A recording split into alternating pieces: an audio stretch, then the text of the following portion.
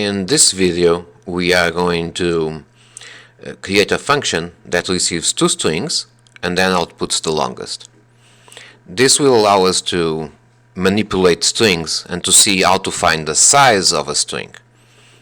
So to find the size of the string, let me use the Python shell to demonstrate that, because the exercise itself is a function and we want first to understand how we use the string.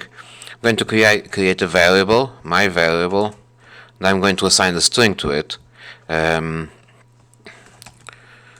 One day I started to learn this, and my var now contains that. It says it's a mistake there because I need a capital V. It's really important that we use the variables exactly as they are, because Python is case sensitive. So it has the content there. Now if I want to know the size of that string, I'm going to use len.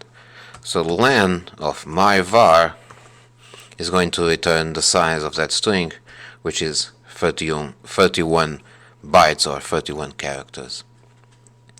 So to create a function, we are going to use the keyword def, give it a name, in this case it's longest s, and say what does it receive. And it's going to receive two strings. I'm going to give them names,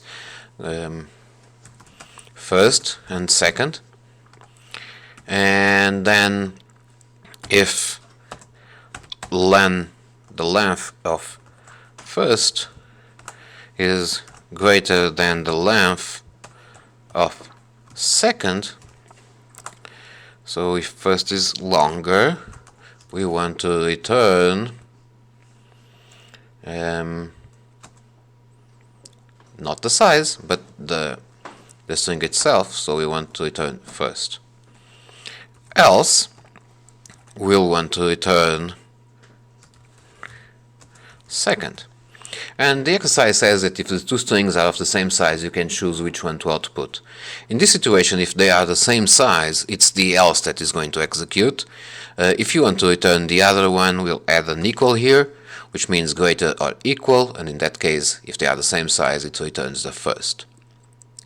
So let's interpret this, make sure that you didn't do any mistakes.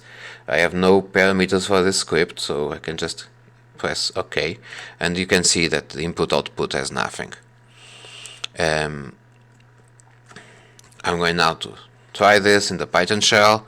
Just interpret the function. The function is created, and now I'm going to test it by saying longest s, and I'm going to pass two strings. The first has one word, and the second string is going to be a really big string, and the second is longest, so it should return the second, and it did. I'm going to do the same thing and going to add a couple of things to the first one so that it's bigger, and it returned the first. And now I'm going to try it one more time with two strings of the same size. But I want to make sure that they are different so that you don't think that I'm tricking you. So I'm going to replace 4 characters with something else but the same size. In this case we have the greater or equal, so it's going to be the first that is returned. There we go.